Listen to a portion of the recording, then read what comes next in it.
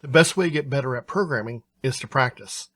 So in this example, we're going to do counting with a conditional loop with the added complexity of only displaying an odd number. You can pause this video, work on your own, and then check your answer, or if you get stuck, continue on the video and check your answer that way.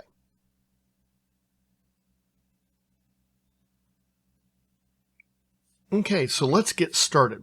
The first thing we need to do is we need to create a variable for our index, and this is going to be how we process through our loop.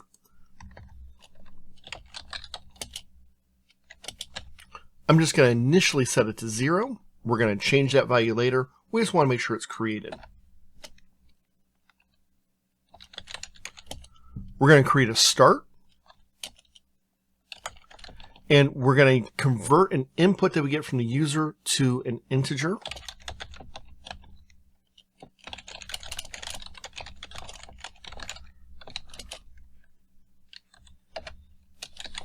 And we'll also have an end that likewise will be an int.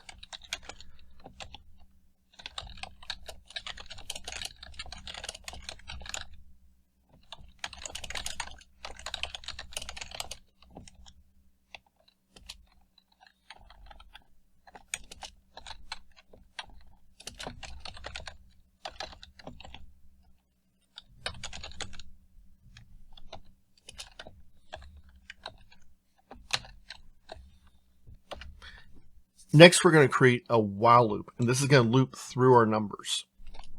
So we're going to set our index equal to our start.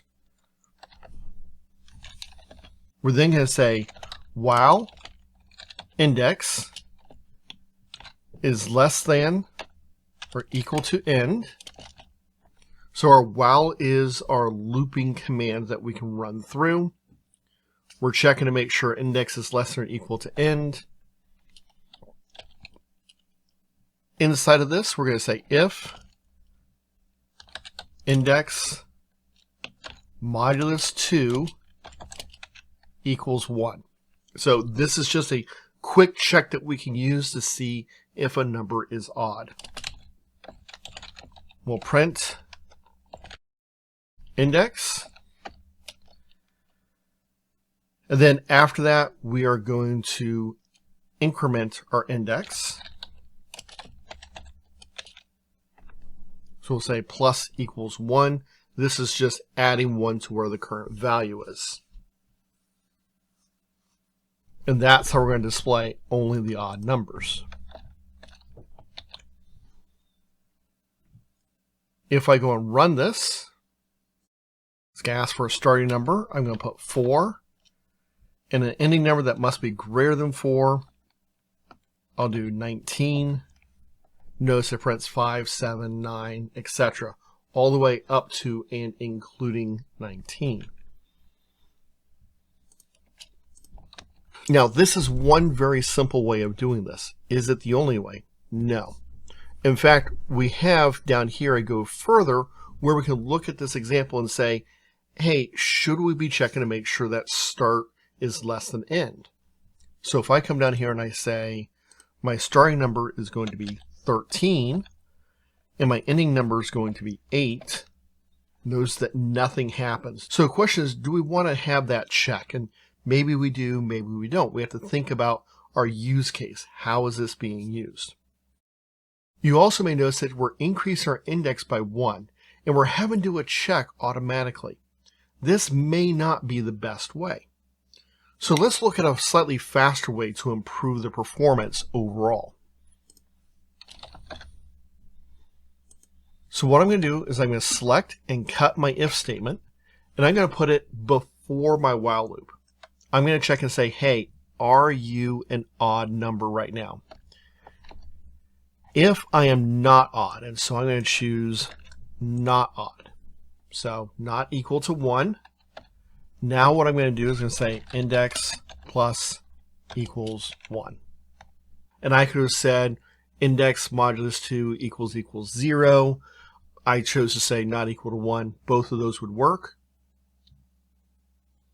But now when I come to my while, I'm going to print my index. This is going to still print every number. So I'm going to change my index to say plus equals 2. I'm going to test to make sure this works. Starting number, I'm going to give it an even number, 6.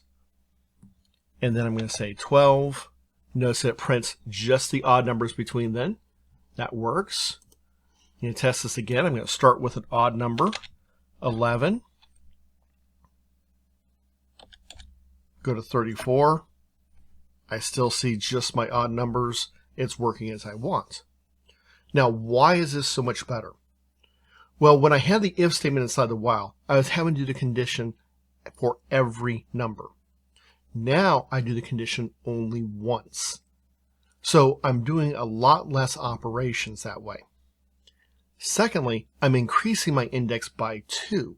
So instead of incrementing by ones, since I know I have an odd number, I can increment it by 2, only having to go through my while statement half as many times. So this is a dramatic improvement in performance.